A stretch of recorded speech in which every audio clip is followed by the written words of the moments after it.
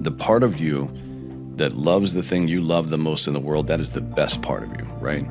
Imagine you're on your deathbed, you're 90. What do you think about? What's that one thing you think about? That's what you care about, right? Because as Gandhi said, if you want to find yourself, lose yourself in the service of others. And it will make you a better man, it'll make you a better person, it'll make your community better as well. And if enough people do that, if a critical mass of people do that, then you will start to see the world around you change as well.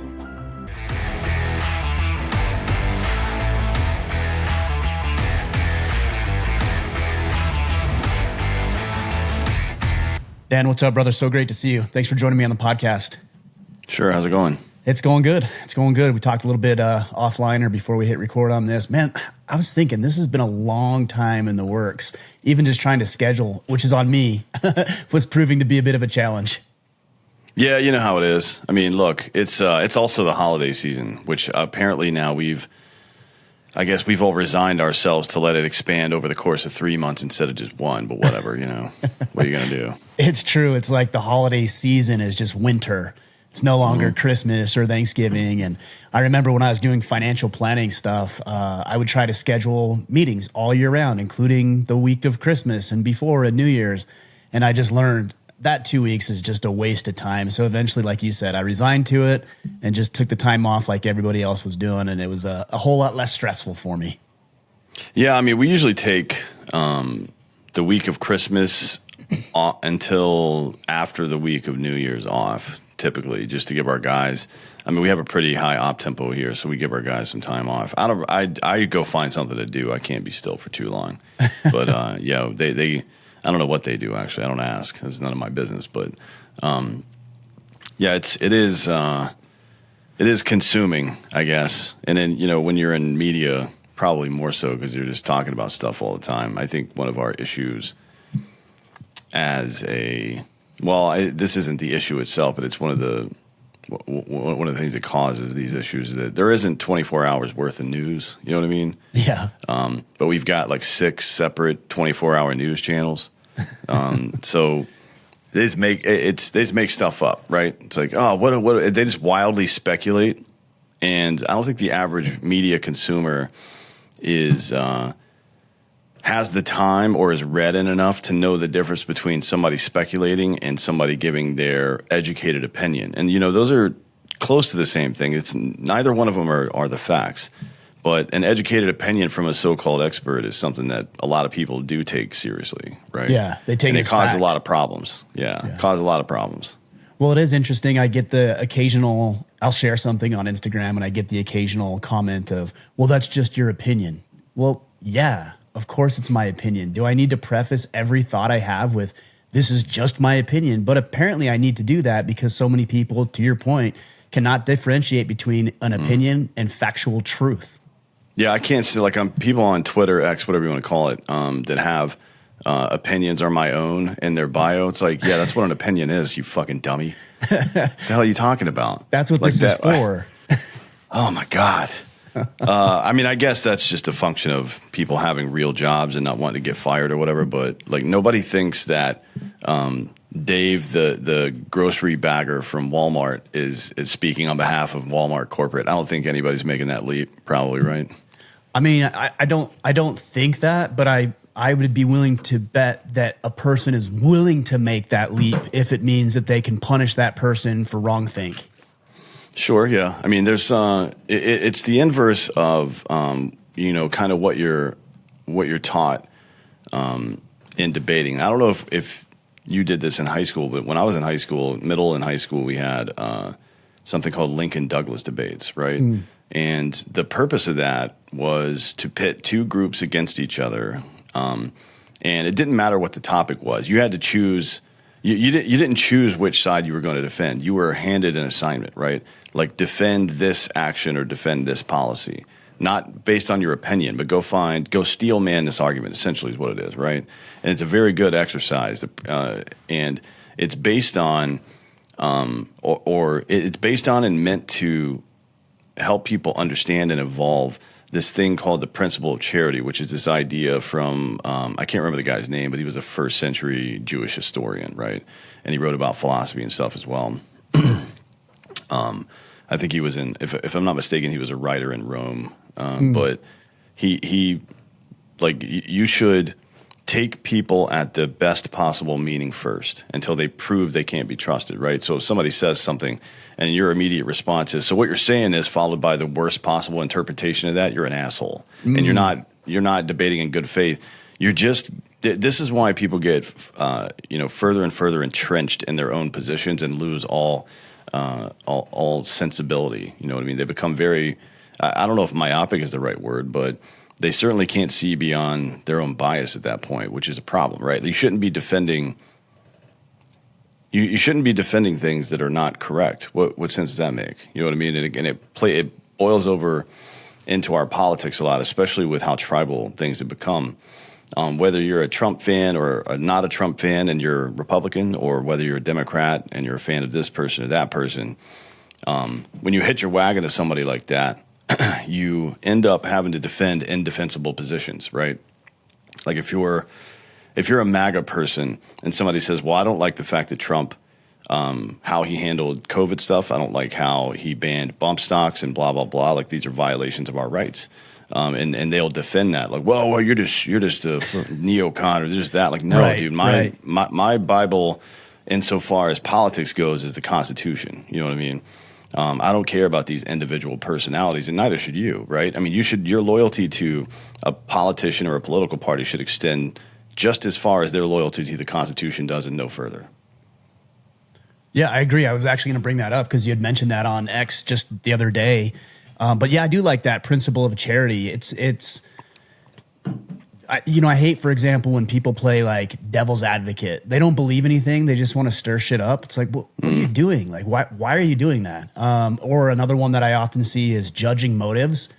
You know, somebody will make a comment and they'll judge what the person's motive is as if they have an inside glimpse into their brain. But there's another quote that came to mind when you were talking about this with this principle of charity, and that is, never attribute to malice what could be attributed to stupidity. Yeah, that's Hanlon's razor. Oh, it's so good because, again, you're giving somebody a little bit of the benefit of the doubt, and you're just saying maybe this person is ignorant and they're not really as malicious as you think they are. I think it affords an opportunity for an intelligent discussion as opposed to you're an evil person and you need to die. Yeah. I mean, it's this is one of our big problems. We're trying to Robert Hanlon, by the way, from Scranton, Pennsylvania, the same place that Joe Biden's from, the same place that Dunder Mifflin's from.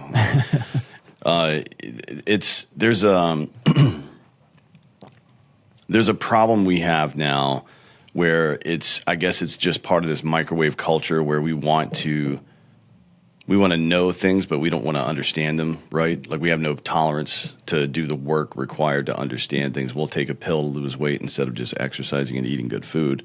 It's pervasive throughout all of our culture and every part of it. One of the very base realities of life, and it's something that's true for everybody, is that what you want is on the other side of pain, right? You've got to get through some pain, some inconvenience to get what you want, what you need, whatever the case is. And, the lower and lower our tolerance gets for that, the more and more we depend on undependable and untrustworthy people to provide those things for us, whether it be safety, security, shelter, food, whatever, right? And you see it. Like we surrendered our food sourcing to people that wanted to turn it into a commodity instead of a necessity, and they made it as cheap as possible. They found the cheapest high-calorie stuff they could find. And at this point in American culture, about 68% of all calories that are consumed are ultra-processed, right? Things that give you diabetes and cancer. 68% of our diet is that. And that's silly, right? Like you couldn't, with all the facts on the table and talking to somebody who actually understands any of this, you would never be able to convince that person to eat this stuff on a regular basis, especially not 70% of their diet. But, if you create this system where people are dependent on you, then you're pretty much set, right? You can sell them anything. If you this goes back to some other things people have been saying a lot recently, but and it doesn't just apply to the state or the government, but if you allow power, whatever it is, state, government, whatever, to break their own rules in an emergency. They will create emergencies. Of course. Right? They will create them so I mean, they we can see break those that. rules. Yeah. We saw that with COVID, and maybe we can agree or disagree on the efficacy of some of the things that were put in place, but clearly there was an overreach of power and authority, and it was a testing ground to see how much we would tolerate. And unfortunately, we tolerated all of it. Well, except for during the George Floyd stuff, they were allowed to go out and protest and shout in each other's faces and spread disease. But but that's to me, that's another test to see if certain groups, certain protected classes are allowed to behave in certain ways where other groups are not. And that, even though, yes, break the rules of the COVID restrictions, that was also a test to see, is this something that we can get away with? Yeah. Yeah, I mean, it's all silly, right? And it just, again, I want to bring it back to the point, which is that you have to think about life in this way. Resilience is probably the most important feature that you can have as a human being, right? I mean, certainly strength, kindness, and all these things are very important, but without resilience, all of this goes away, and you don't have the opportunity to be strong and kind and use your strength for what it matters for, right? So you have to be resilient. And one of the ways that you are resilient is something in the security field, we call it defense in depth, right? Which is multiple layers of security, right? So think of like an ID access with magnetic doors and a man trap. A man trap is where you can't open the next door until the previous door is closed, right? So if you try to pull some bullshit, you're locked in that room. You're stuck right? in there. That's 2 layers of security, one of which is essentially impenetrable. So that's what we would consider defense in depth. Now, if you don't know anything about biology, if you don't know anything about how diet works, how your body converts food into energy and all this stuff, then somebody can come and sell you high fructose corn syrup. Like, hey, this is way cheaper and you're going to get the same amount of calories. Like, oh, that sounds great on the surface, right? But if you look just a little bit deeper, you know that that's all bullshit, right? You know that high fructose corn syrup was used prior to being introduced into the human diet in the 1940s to fatten up pigs before slaughter, right? Like you would know that. You just had to look. And having institutional knowledge means having a deep understanding of the things that are going on around you. Now, not every person has got the time to look into all this shit. Single mom with 2 kids and 2 jobs isn't sitting up at night reading about, listening to Andrew Huberman talk about, health and shit like that. So, it is a problem. So it's incumbent upon people who have the capability to do it, because it is a lot like inoculation. There is a herd immunity created when enough people know that something's bullshit. And this goes, like, I'm using diet as an example here because it's very obvious how we're being poisoned. It's a little less obvious how some of the rights we have that are being chipped away at are being poisoned, right? It's not quite the same. Like, it's the boiling frog thing, right? Frogs in the water, turn up the heat a little bit at a time. And there are also multiple points of attack going on, right? Certainly the radical people might say, "Oh, we're going to end the Second Amendment," right? But the other people will say, "Oh, well, American citizens, the regular citizen, doesn't have any business owning a weapon, a quote unquote weapon of war," right? And people are like, "Oh," they hear that and it's a platitude, and they're like, "Oh yeah, we don't want people getting into fucking right, yeah." But then they create this bucket called weapon of war, and then they drop every weapon into it. This is what California has done. Right. California went from having certain guns they would not approve for purchase in California to now they have a list of the only guns you can buy in California, right? And they will slowly chip away at that list until nothing's left, right? Right now you can't buy a new Glock, can't buy a Gen 5 Glock in California, right? I mean, it's crazy. The whole thing is retarded, but that's how it works, right? It's the boiling frog thing. They don't take everything all at once. They create something that sounds good, like the Patriot Act. That sounds good. I'm a patriot. Right. I'll do that. What it really meant was, we're going to spy on you, look in your bank accounts, use that information against you. We found out recently that the people got alarmed about the fact that there were 26 FBI confidential informants at the protests of January 6th. The thing you should be alarmed about is that only 3 of them were there on FBI orders. The other 23 were there because they were part of that group, right? They were Republicans. What does that tell you? It tells you that the FBI has been spying on ordinary Republicans for years now, right? Why would you have 23? And that's only the ones that showed up that day, right? So you're talking about dozens of confidential informants who are just ordinary day-to-day Republicans. That's it. So why would this Department of Justice in this country, which I think sounds Orwellian in the first place, why would the Department of Justice be spying on American citizens like this that are their political rivals? I mean, it's very clear what's happening here. You know what I mean? So, you know, it's a lot of these things sound good, but I can tell you the least trustworthy person on the planet is a politician. They are the worst people in the world. You cannot believe a thing that comes out of their mouths. I mean, I don't think you're wrong, but just what a sad thought that that's the place that we are where, you know, I think about things like these, a friend of mine and I were talking about these drones back east, and it's like, he's like, oh, I can't believe we couldn't take these things down, or we don't know what's going on. No, we absolutely know what's going on. Not we as citizens, but the government, politicians absolutely know what's going on. We just don't know because we're not privy to that information because it's nefarious. That's why. If it wasn't, we'd have access to it. Yeah, it's a big club and you ain't in it. That's what George Carlin used to say, and he's point. Absolutely right. Yeah, I mean those are U.S. government drones. I as soon as they popped up into the sky and nobody immediately shot them down, it's a spy balloon that we jam. Like that spy balloon, I understand what they were trying to do. It looked bad. The optics were bad, but they were trying to do collections on the balloon while it was flying around to see what it was looking for, right? They basically set up. That. Yeah, they basically set up what's similar to a stingray. You know what a stingray is? No. It captures cell tower data, right? So it's a man-in-the-middle attack that sits between the cellular device and the cell tower. So everything comes directly through it, which means no encryption, none of that stuff. You can read everything that's going on. So basically what they want to do is set up a man-in-the-middle attack and capture every request, every packet request that's going out from that balloon capture device, right, to see what it's doing. But still it looks bad, right? Like you can do that in 5 minutes and then blow that thing up.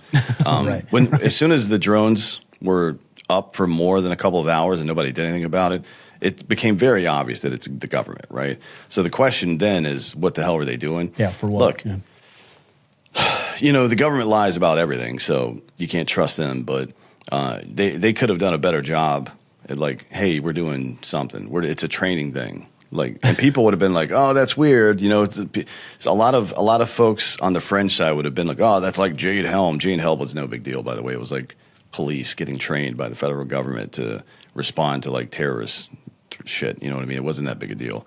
But yeah, it's like you got to tell people something at some point. I mean, the best way to lie is to infuse a little bit of truth so it's believable, not just blatantly, make it so obvious, like whatever story they're telling, like infuse a little bit of truth, and then that makes it a little bit more digestible for the average but they didn't even try. No, I know. They didn't even try. They didn't say anything, which, to be fair, there's a president, if you want to call him that has vascular dementia and has for years, and has no idea what the hell is going on in life. So, pardoning Chinese spies and pedophiles and stuff like that. So who knows what's actually going on with this guy? But, anyways, back to the main point. We have got to insulate ourselves from some of this stuff, because the sad reality is that people who desire power very rarely deserve it, and people who deserve it very rarely desire it, right? So when you look at a politician, typically that's the guy. Like you should start from this baseline. That guy thinks he deserves to have control over me. That should be their first thought when you're thinking, even if it's a friend of yours, right? And I'm not saying that you should hate your friends just because they become politicians, but you should begin with that evaluation. They should be treated with contempt and distrust. Yeah. Always, right? Agreed. That's how we set up our government. Like the founding documentation of our government says, hey, if you guys fuck up, we're going to tear this whole thing down, just like we just did to the largest empire that's ever existed on Earth. the largest military, the most powerful military that's ever existed. A bunch of farmers wiped them out, right, and kicked them off of our continent. And we'll do it again if you fuck up. That's the underlying premise of America. It's that individual liberty and personal entrepreneurship are the ultimate inoculation to tyrannical bullshit, and we'll prove it if we have to. And we wrote it down on paper just so you can fucking remember that shit. Well, I think how likely do you think that even is? At this point, I really believe that for the most part, everybody has too much to lose to even want to entertain thoughts like that. Sure. Yeah. I mean, it's what we're not going to see is some kind of mass revolt at the federal level. Mm-hmm. That's just not going to happen. The bureaucracy is too deep at this point. There's 3 million government employees. There's 20,000 people or so in the administration itself. You know what I mean? That is, it's not the kind. It's not a smart thing to even consider any kind of kinetic warfare against that. It doesn't make sense, right? That's not how you, like, forget about whether it's morally just or any of this stuff. It's not smart to do that, right? It's tactically, it's not sound. But there is a roadmap that we've seen relatively recently about how you can do some of this stuff. And it's a process called nullification.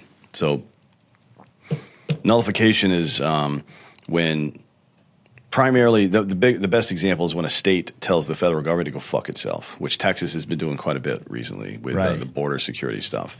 But there are two recent examples of nullification not only working well at the state level, but also becoming pervasive throughout the United States. The first one was marriage equality, or gay marriage, as people like to call it. California and Massachusetts said, we're going to allow this. New Hampshire as well said, we're going to allow this, and there's not a fucking thing you can do at Vermont. They were like, we're going to do it, and we don't give a shit what you think, right? It was a federal law. You can't do it. And 4 or 5 states were like, yeah, we're doing it, so fuck you going to do? You know what I mean? That's nullification. And it worked. It took about, from that process in the early 2000s, between 2003 and 2005, it took another about 8.5 years or so before it was the law of the land, right? So less than a decade for 4 or 5 states getting involved, nullifying the federal government's power, and then it becomes the law of the land. That's how quickly it can happen. The second example is weed, right? So same 2 states, Massachusetts and California, at the time, and it still is, by the way, marijuana was a Schedule I narcotic, and they were like, you know what? It's not, actually. That's stupid. Nobody believes that. There's a bunch of people in federal prison for it. There's a bunch of people in our prisons for it. We're not doing it anymore. It's costing too much money. And the federal government tried to buck them a couple of times, like during the Obama administration. There was a place called Oaksterdam where I lived in Oakland, California, and they got raided like 2 or 3 times by the federal government between, what was it, 2009 and 13, I think? Or 2009 and 12, maybe, something like that.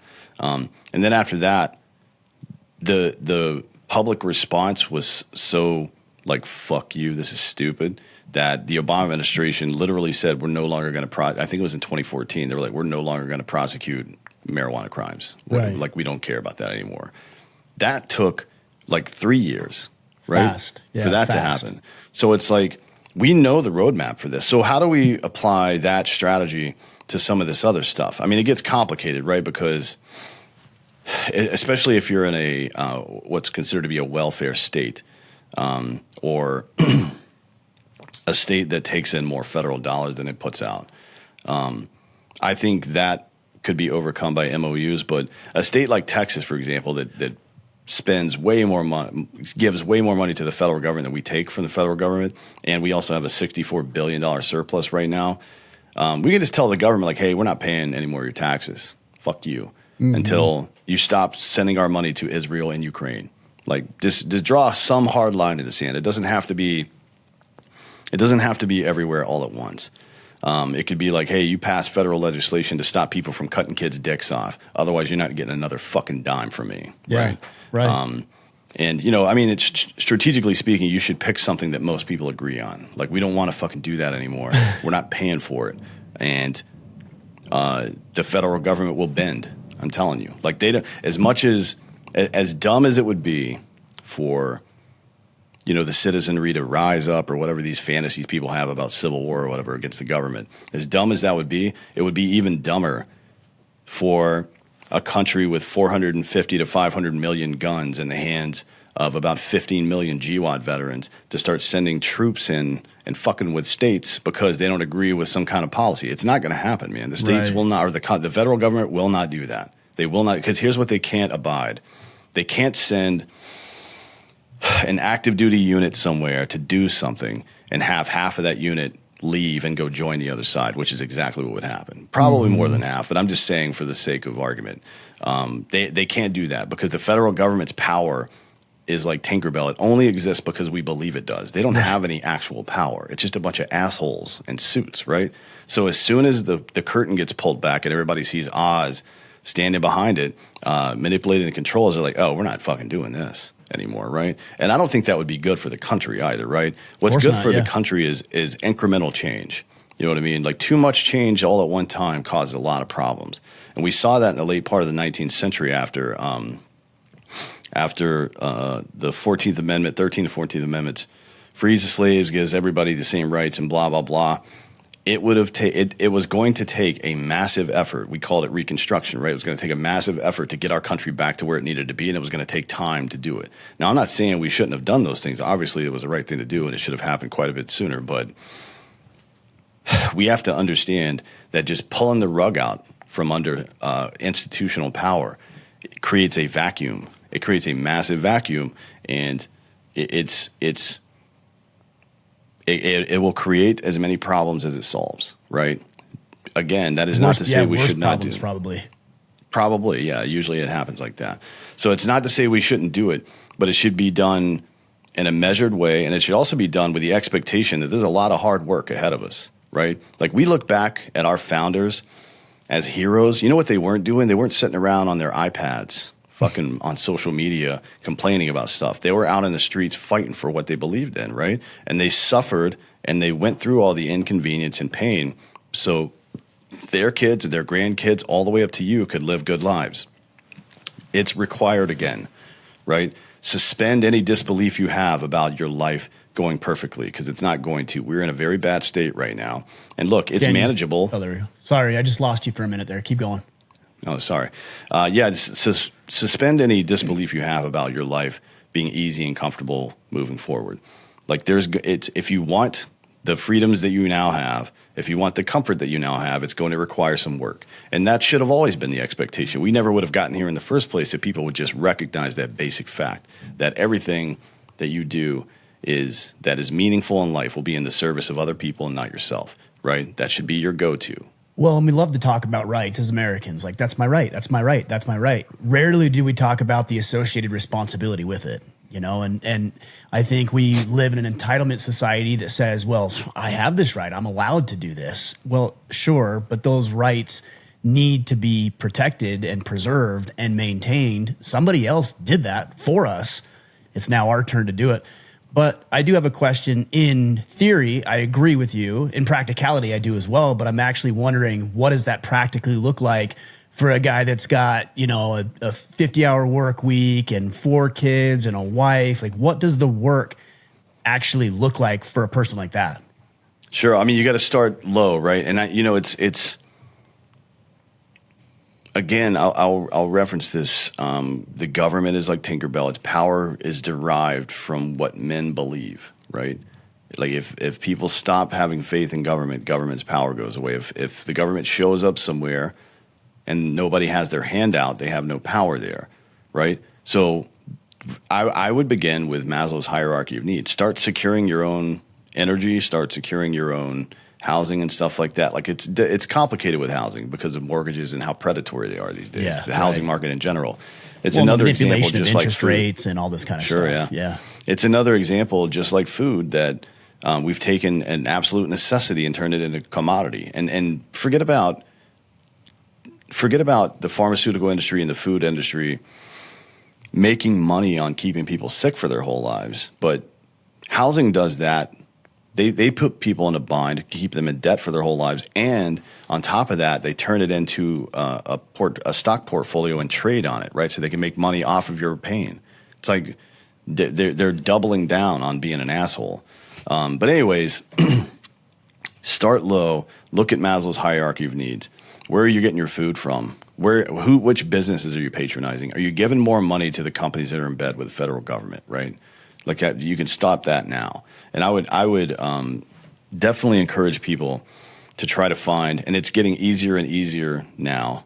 And over the next 5 years, it's going to get much simpler as well to find local food, right? Like you should try, one, eat seasonal food, and two, don't eat anything that comes from more than 4 hours away from you and something that didn't exist 200 years ago. Those are pretty good rules that I think like people that, should follow. I've also heard one ingredient items. You know, if you like, for example, a tomato, like not tomato sauce, a tomato. One ingredient items are always best too. Yeah, certainly. And then you make the sauce yourself, right? Right, Because, exactly. Like breaking down the connective tissue and enzymes in food, and then you put it in a box or a bag or something like that, and you have to add something else to make it shelf stable for 18 months, right? And that's something else is something that your body doesn't want. So yeah, I would start there, and then the second thing is, like, we've got to really start helping each other. You know what I mean? Like this idea that you're not your brother's keeper, that's fucking bullshit.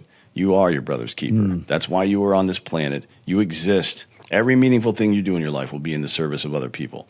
And I bring that back up because, once again, when the government shows up and nobody has their hand out, they don't have power, right? There's nothing for them to exploit. If you don't need something from them, there's no negotiation to happen. They're just going to move on to the next area. So, you know, those are the things that I really focus on personally is see somebody that needs help and help them. I mean, it can become very overwhelming, especially if you're busy, you got a lot going on, or even the size and scope of some of these problems. Like you look at homelessness, the veteran issue, food deserts and all this stuff. It's like that guy's like, there's no way you as an individual are going to solve hunger, right? But you can solve that motherfucker's hunger right now. That dude over there, you can solve his hunger right now. You know what I mean? And who are you to say no to doing that, right?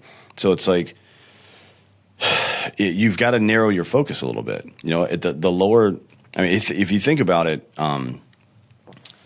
from even just a military standpoint, at the lowest level, you have a very narrow focus, right? I don't know the whole picture, but I know this bit and this bit. This is my range, right? These are my range fans right here, my left and right limits. Everything within this limit is my purview, or it's the purview of those around me. So take care of a tribe first, right? And it doesn't just mean people who look or think like you, people that are around you geographically, right? If you see somebody moving into your neighborhood, you see a bunch of moving trucks out there, walk over there and see who those people are.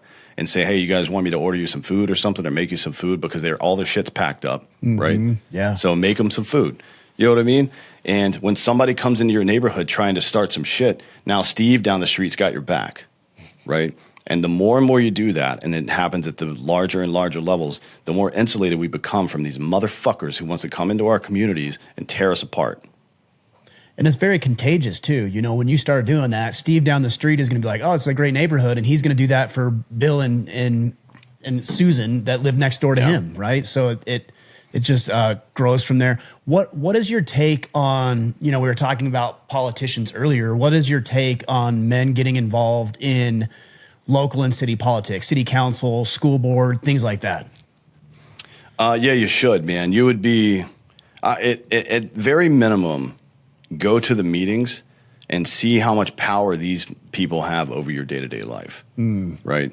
Especially in a place like Texas, for example, with the property tax stuff that's going on here. I mean, it's increasing at an alarming rate. Despite the fact that we have a massive budget surplus, they're still just taking money from us. Why? You know what I mean? It's like, what the fuck's going on? So even at the city council level, and keep in mind, for those who didn't follow this back in 2018, Glenn Youngkin won governorship of Virginia because of school board meetings. That's it.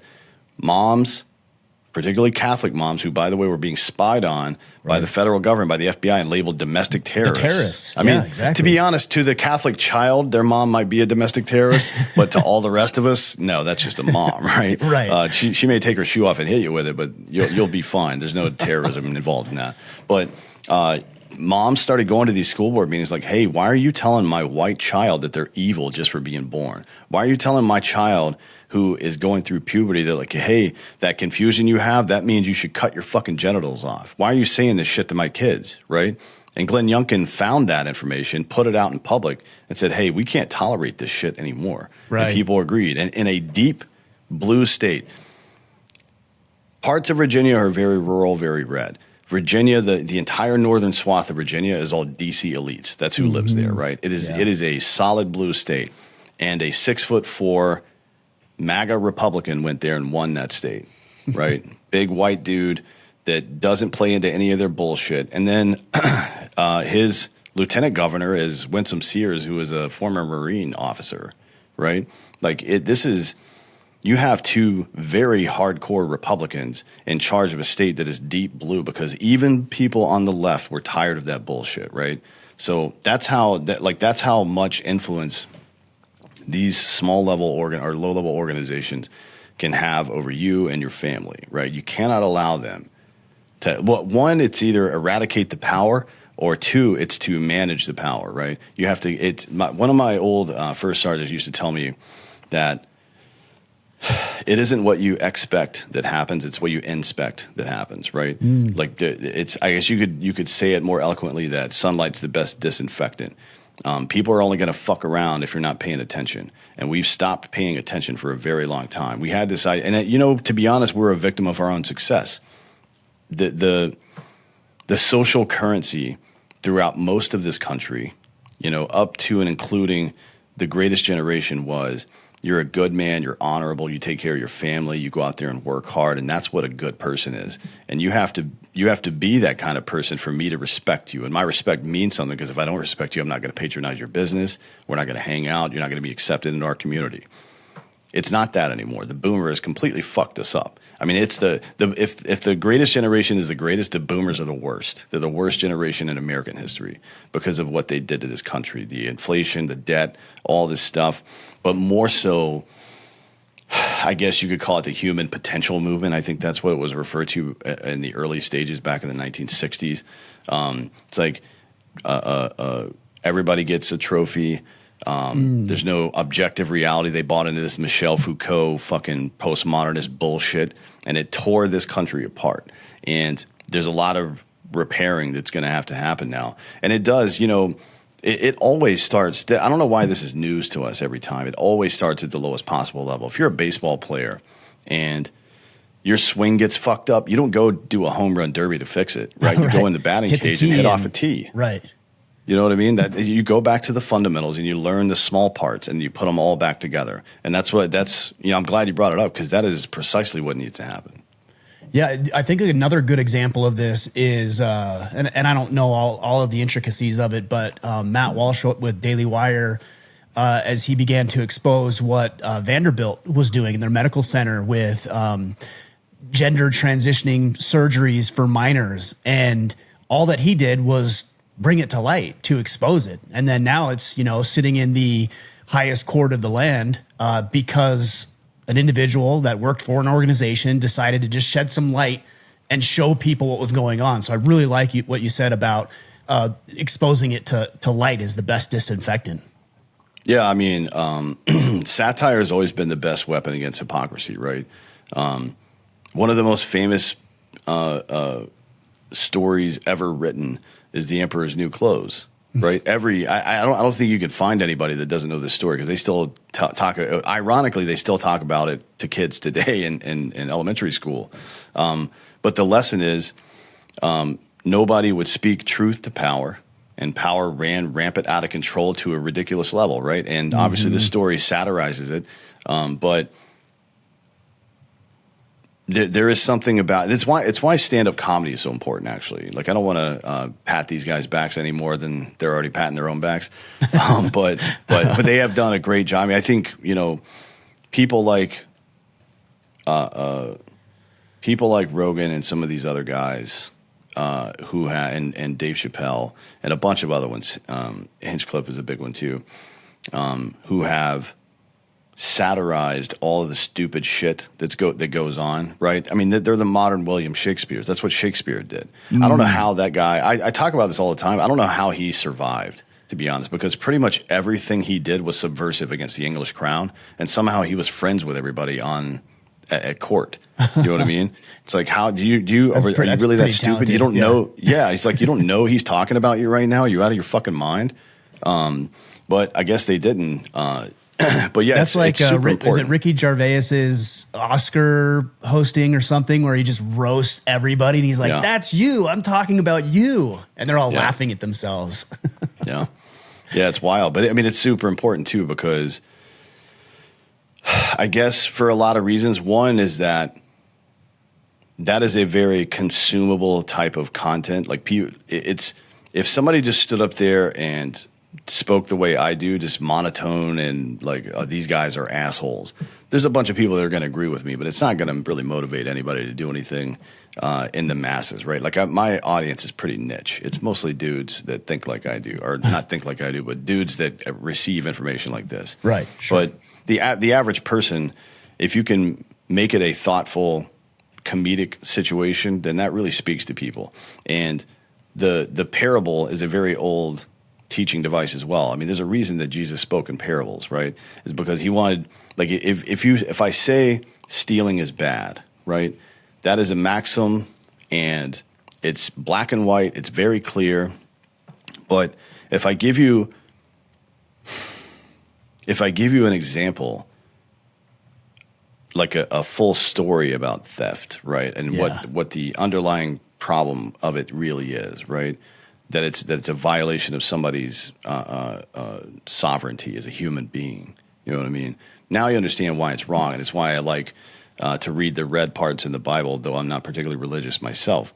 One of the most misunderstood stories in all of human history is the Good Samaritan, right? Mm. Like, we think of this story of the Good Samaritan as a guy who just helped his neighbor. Well, that's not strictly speaking true. The Samaritans and the Judeans, the Israelis, they were fucking enemies. Yeah, they hated each other, right? Yeah. That's the story. The story is that this dude had a couple of friends walk by and weren't willing to do shit for him, but this guy who's supposed to be his enemy walked by and he's like, you know what, I'm going to help this guy because it's the right thing to do. You know what I mean? Right. That's a story. That's how you use language and prose to tell a story that breaks through tribalism and base level caveman thinking and gets right to the fucking point. Your duty on this earth is to maximize human joy to whatever degree you can, right? And minimize human suffering. That is your purpose on this earth. And now that you've got a purpose, right? You've got a map, you've got a direction. Now you know where to go. Because if you're heading nowhere, that's where you're going to get, man. If you're just kind of floating through life, reacting to things day to day, that's not life to me.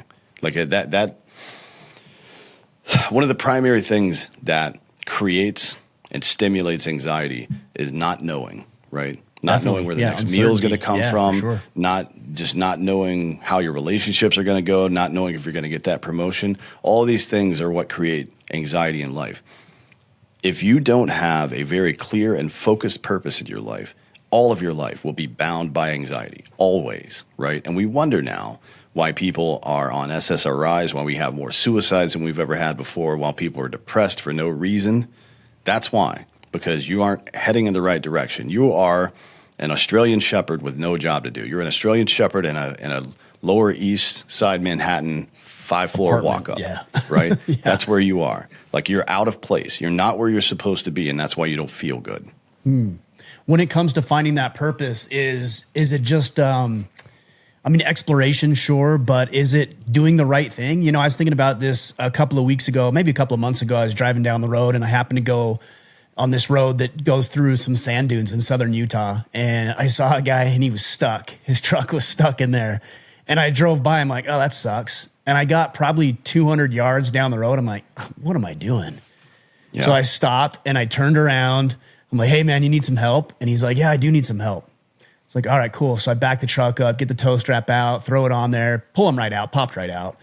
And he's like, oh, thank you so much. His wife was on the phone telling whoever that they were going to be late and stuck in the sand dunes. And he comes over, he's like, hey, thanks, man. And he tries to give me a $20 bill. And I'm like, no. He's like, no, really, it's for your time. I'm like, nah, just being able to be helpful is enough. Like, that's the point. You don't need to pay me $20. And, I think about that. And I think about where I've seen examples of other people doing that, which is where it, I think, comes from when I do that. I hate to say that there are times where I would pass that truck by, but my better nature in that case won. Is that what we can do to find some purpose in life, is just looking for those opportunities to serve in our own unique ways, or what else would you suggest? Well, I would start there. Yeah. I mean, certainly that's why I wouldn't start there, but that is the lowest hanging fruit, right? That's the easiest one to figure out. One of the principles of the citizen concept is I'll do something every day to help my country, my countrymen, or all men, right? And it's basically a BOLO. Be on the lookout for opportunities to help people. They will present themselves, even if it's just holding the door for somebody. Every single day you get an opportunity to help somebody, except for maybe me next week, because I'm not leaving my fucking house. I'm not putting pants on. It's the only week of the year I take off, so I'm not doing shit. But yeah, generally speaking, most of the time you can do that. Yeah. But yeah, one of the truly best human beings I know is TJ Lavin. He's the host of MTV's The Challenge, professional BMX guy back in the day. He was like a revolutionary guy on a bike, which I'm not really into all that stuff, but that is a fact. Lives in Vegas. He drives around in his old beat up fucking truck looking for people that are broke down whenever he's bored and he's got a day off, because he goes for like 3-4 months at a time on location in different countries to film the show. When he comes back, I'm sure it's just his wife is like, dude, you got to get the fuck out of this house now, or otherwise we're going to lose our minds. But she's awesome too. But yeah, he just like drives around Vegas on the freeway looking for people that are broke down or something. I'm like, all right, that's something to do. Yeah. But it gets deeper than that too. Like I said before, we all have to take care of our tribes. I'm sure everybody remembers the old the old saying in the Bible about removing the plank out of your own eye before examining the speck in somebody else's eye. It's like that isn't just about judgment. It's also about reminding you that your responsibility begins closest to you, right? And that's how it's supposed to work. Like the more effort we put in it close to us, the less effort is needed from the larger group back towards us, right? Which one makes us a value add instead of a value drain, and two, it makes our community less susceptible to external influence, those are both extremely good things. Now, I have people ask me, well, how do you find that thing that really matters? Here's what I'll say to you. The part of you that loves the thing you love the most in the world, that is the best part of you, right? Like all of the biological mechanisms you have in your body and brain that are telling you to care about that thing, that is the best part of you. And that's the part that you should feed and nurture. And it's the part you should discover it, right? Like I really care. Like maybe it's an issue, maybe homelessness or something like that. Maybe it's kids. Maybe you want to help kids. Maybe it's like your wife, right? Maybe it's your kids, whatever. Who knows? It's going to be different for everybody. And maybe it changes throughout your lifetime as well. But the fact is that is the best part of you, right? In every sense of the word, philosophical, ethical, moral, but also biological, right? Every fucking biological urge you have is designed for something good. You know what I mean? It's designed to keep you alive, to keep the community safe, to make you a better husband, father, whatever. And you should really, if you're so inclined, meditate on that. Think about, and there's some ways you can go about kind of discovering that. Imagine you're on your deathbed, you're 90, and you've got moments left to live. What do you think? What do you think about? What's that one thing you think about? That's what you care about, right? Go put some effort into that. Put some real effort into that. And, not only will you improve that thing and your own life, because as Gandhi said, if you want to find yourself, lose yourself in the service of others, right? That is a universal maxim that applies to all human beings. Not only will you do that, but you'll learn how to open that part of yourself up to all the other things that matter to you as well. And it will make you a better man. It'll make you a better person. It'll make your community better as well. And if enough people do that, if a critical mass of people do that, then you will start to see the world around you change as well.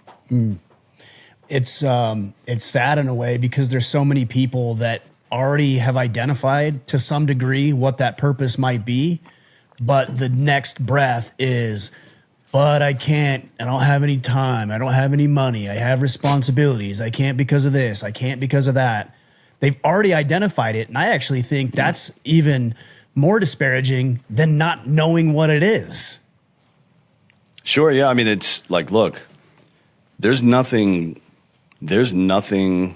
more dangerous to themselves, no one rather more dangerous to themselves than a man who feels useless, right? They become self-destructive. I mean, we know it from the military. Right. Probably ourselves and everybody we know that were in the military. Maybe there's some exceptions. Go through this transition period. Some never make it out, where we have a very clear and defined purpose that we are fully capable of doing, and then that thing is removed from our lives for one reason or another. We age out, we get out, we met out, whatever it is. And there's this new discovery process where, you know, there's that point in life where your hopes and desires don't match your capabilities at the time, right? But we've been there before, right? We've been there before. We've been there as children when we were learning a new sport or a skill or learning a language or whatever it was, right? Learning math. Not that that necessarily matters to you much, right? But learning how to do something that you really want to be good at. Going through boot camp, getting to your unit and learning all the actual stuff that you need to know, right? Because you're amongst your peers, people that you respect, and you want to be as good or better than they are because their respect means something to you. We've been here before. Yeah. That situation that you're describing, every single one of us has been there before. And we figured out a way to move past it and to get better. Now, it was easier then because we were children, we had mentors, or we were in the military and we had sergeants, right, telling us what to do. Now you're on your own to some degree, and it is quite a bit tougher to do it. But it isn't like there isn't a roadmap for some of this stuff. I was talking to Tom Satterley at a party last week about this. Actually, me and some other dudes that served in the special operations community not with Tom, but after him, and they were just discussing all the work he does, charitable work he does now about helping people, couples especially, recover from some of this bullshit. And, you know, one of the comments that my buddy made to him was, you have, like, all the pain and suffering you went through has limited the pain and suffering that I'm now having to go through when I get out. Because you're Meriwether Lewis, you know, you're Lewis and Clark, right? You guys walked this very difficult path and made it through on the other side, right? And now I know the shortcut. Now I know that I don't have to just sit and drink myself to death when this is over, right? I know that I can make it because you did. And that's a very powerful tool, and we owe a lot to those people. And, you know, all that to say, not to hype him up necessarily, although he deserves it, but the point of that is that there are people out there who have done what you're trying to do, right? I mean, one of the biggest commercial campaigns in the history of the world was Be Like Mike, right? And I mean the world. Every country on earth ran those commercials. Every country that had a television ran those commercials for 10 years, right? Places that couldn't even get Gatorade were still running those commercials. You know what I mean? Like, they were you can see it. You can look it up on the internet now and find pictures. There are billboards of Be Like Mike with a Gatorade mustache on Michael Jordan's face in countries that don't have Gatorade, like Middle Eastern countries, shithole places. Yeah. It is the most effective marketing campaign probably in the history of the world. And why? Because it's aspirational.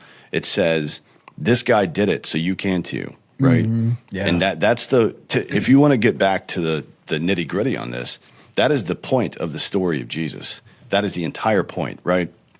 Like, certainly, I don't want to get too in the weeds here, but certainly soteriology, which is the study of the doctrine of salvation, is the crux of Christianity. But the point of the Jesus story is that this is what it looks like to do life the right way. You know what I mean?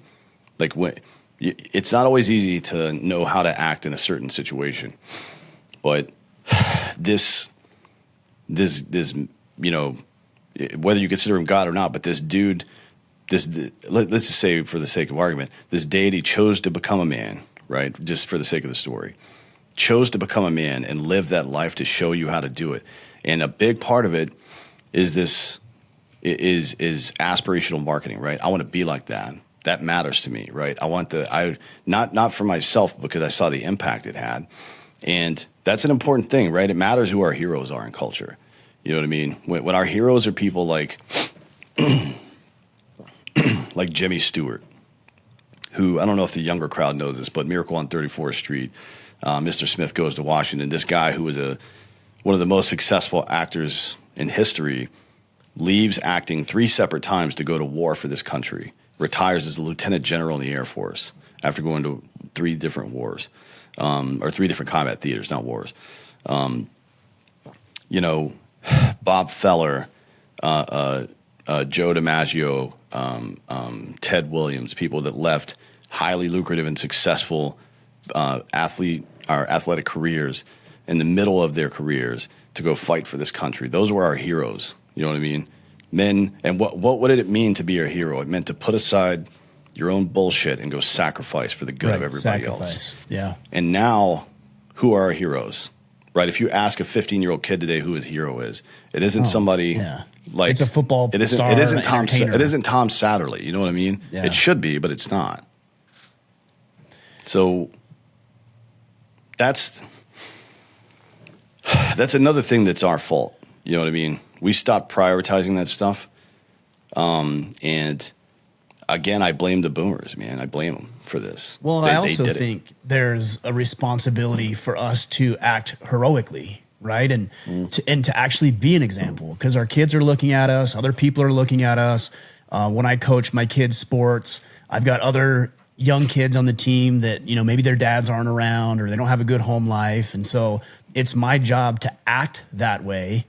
I think I saw a post that you had made the other day, be who you want to be, or be the kind of person you want to be, or do the kind of thing that the person you want to be does. Something along those lines. Act like the man you want to be. That's what it was. Yes. Act like the man that you want to be. I think Jordan Peterson originally said that, but I've or at least that particular phrase. But I've been saying something similar to that for a very long time. I actually think it came from another discussion with the same first sergeant back in the day.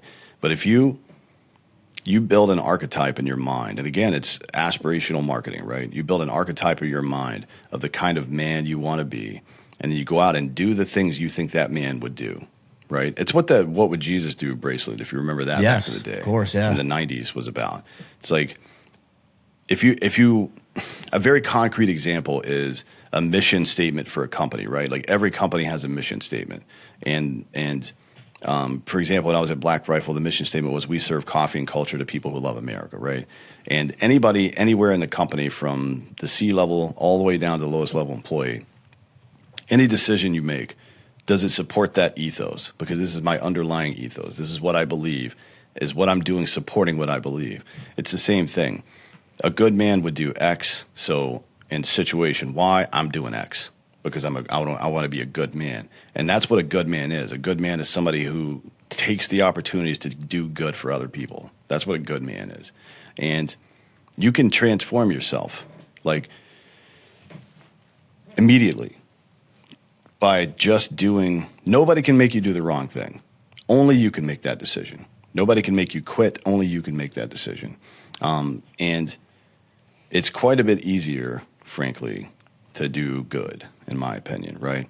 Now, there's a principle called satyagraha. It's what the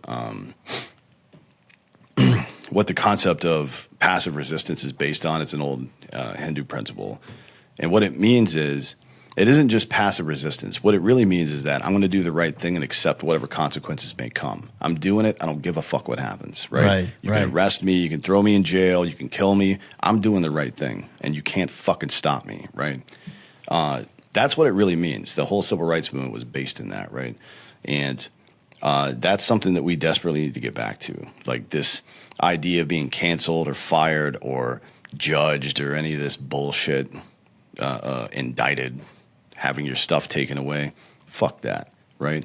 Because they can take your freedom, they can take all your stuff, but only you can take your honor. Only you can give that away, right? And that's the thing that matters the most, because if enough people, again, if a critical mass of men especially in a community have honor, there's nothing anybody can do to stop them, ever.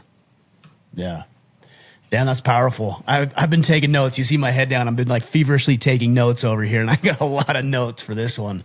Man, I really appreciate your insight on all this. I've been connected with you for years at this point, and always find what you share really insightful. Not that we always agree on everything, but certainly gives me some things to consider and think about. Can you tell the guys where to learn more about what you're up to with the Citizen Podcast, Drinkin Bros Podcast, and everything else you have going on? Well, you just said two of them, right? That makes it easy for me. Yeah, stole your thunder a little bit. Yeah. Well, you can find me at Dan Holloway. It's Hollaway, because some people in my family were not good spellers, I guess. But they wanted to you'll mess figure with it everybody. out. Yeah. Yeah, I guess. Yeah, you can find me anywhere under that name. And then, Drinkin Bros Podcast. We do a lot of stuff in the veteran space.